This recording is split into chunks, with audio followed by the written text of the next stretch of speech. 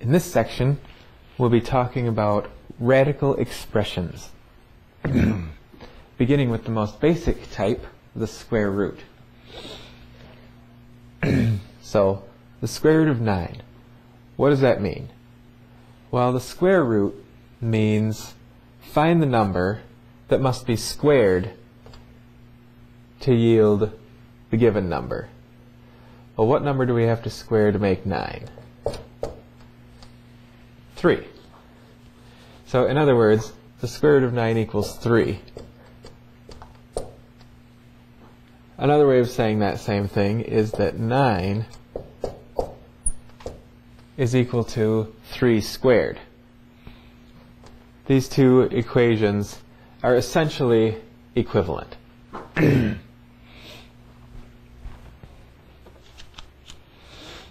little bit of notation. When we're talking about a square root, the square root of some a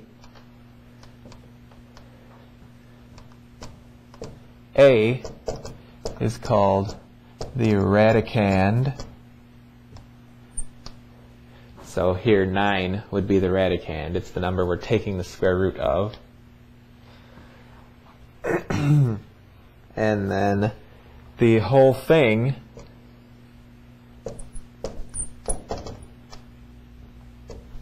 is called a radical, or a radical expression.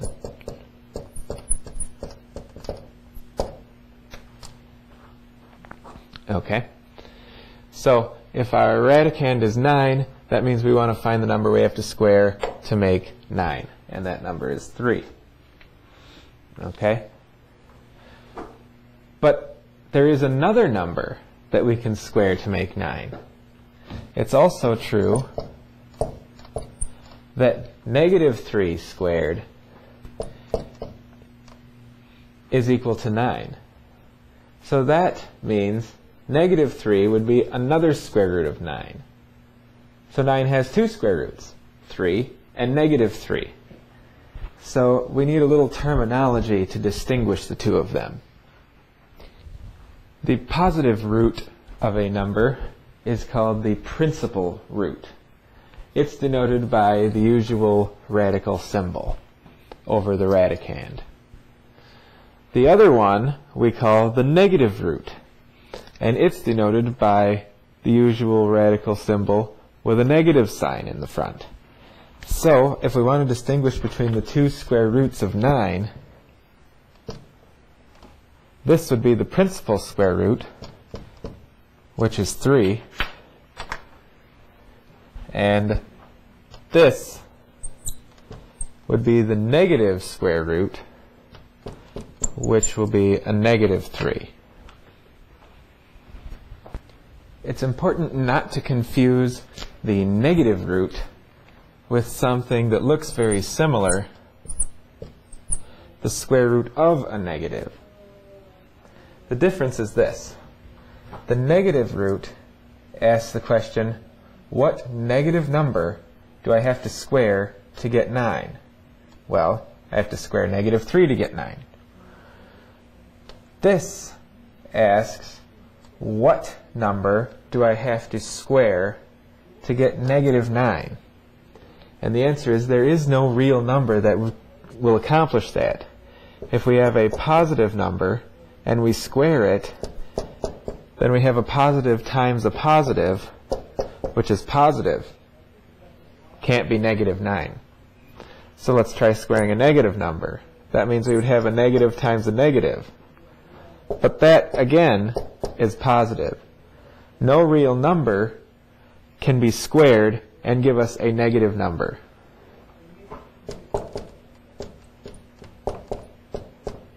So, the square root of a negative number is not a real number. Let's see a couple more examples. Square root of 100. What this is asking is, what number do I have to square to make 100? And it's the principal root, so that means what positive number do I have to square to make 100? In other words, if the square root of 100 equals y, then what y will satisfy y squared equals 100? Well, the answer is y equals 10. The square root of 100 is 10. 10 squared is 100, or 10 times 10 equals 100. Negative square root of 100, then, should be obvious at this point. That is simply the negative number that we have to square to get 100. It's going to be negative 10, the same as the principal root, only negative. Square root of negative 100, we can't take the square root of a negative number, so this is not a real number. Okay? This example is asking, what number do we have to square to make 6,561?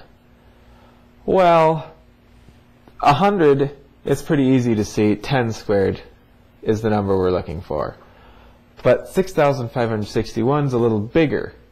We can find it, but it might take us a little while to get the correct answer.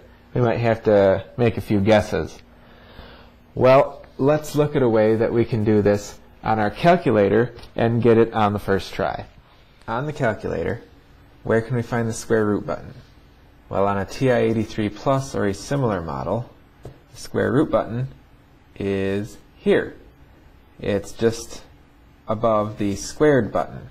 So we would press the second button and then the squared button, and we'll get a square root icon on the screen. So we type in our radicand, 6,561, and press enter. It tells us the square root is 81. Or in other words, 81 squared is equal to 6,561. Now what if we want the negative square root?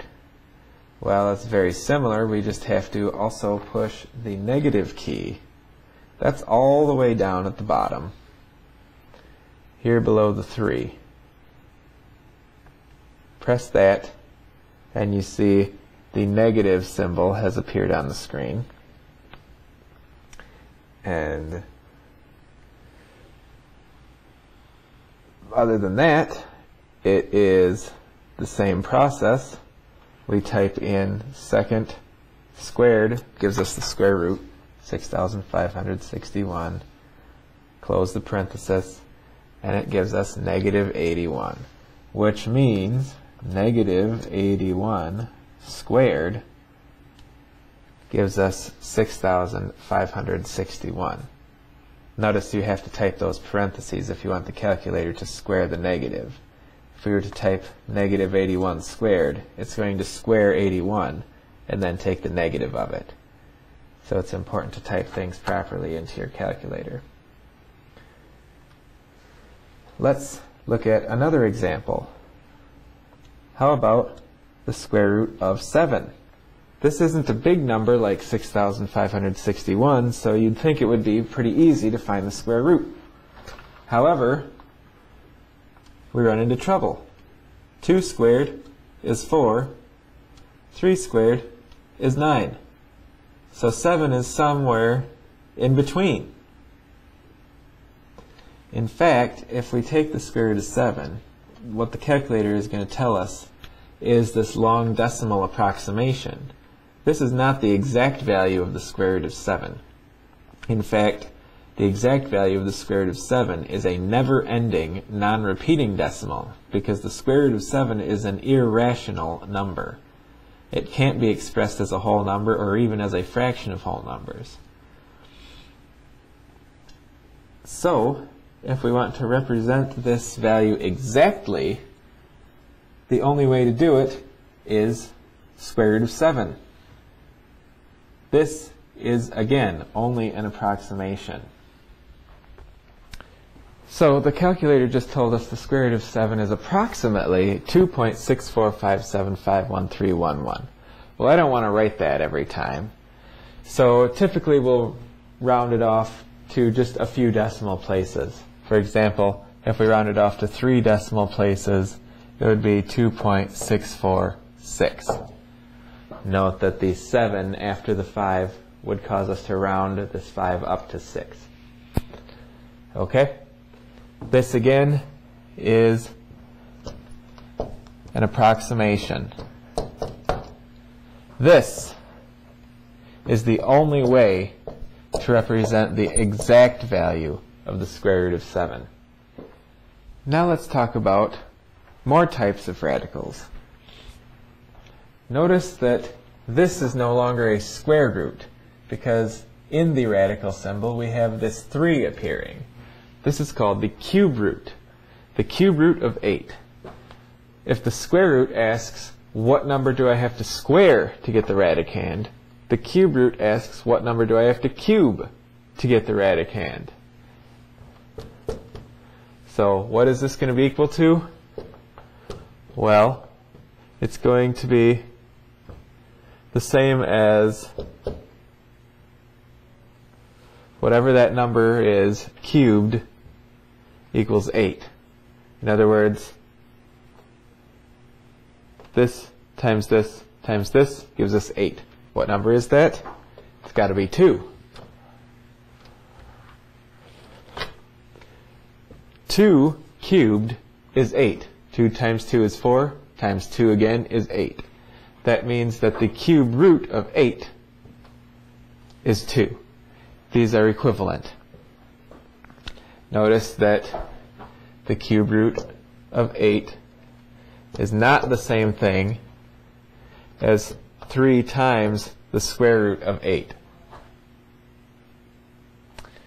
The cube root of 8 is 2, but this is clearly bigger than 2 because the square root of 8 is going to be almost 3 all by itself, being almost the square root of 9.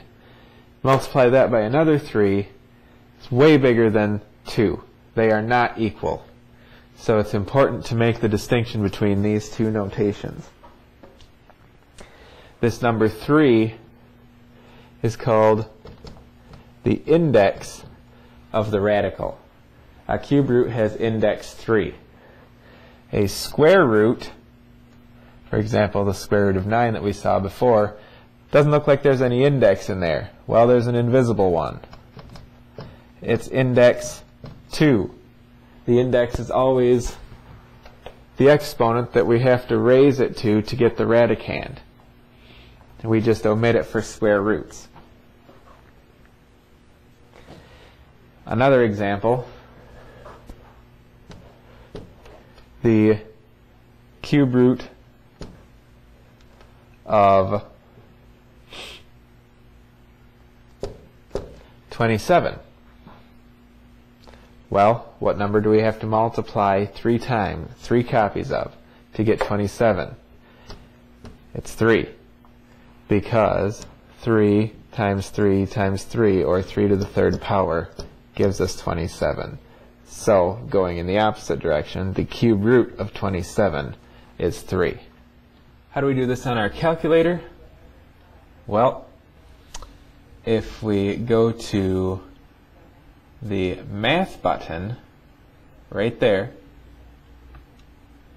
that will bring up a menu, and here we see this symbol is supposed to represent the cube root.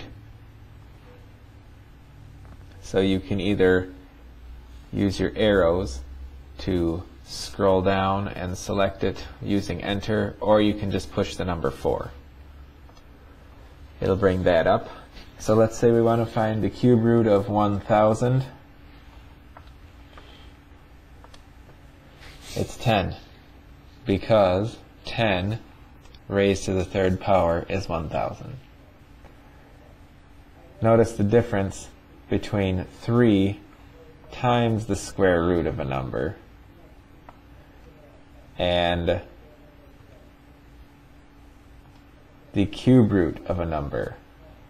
In the cube root, the 3 is written smaller to indicate that it is the index, not a coefficient.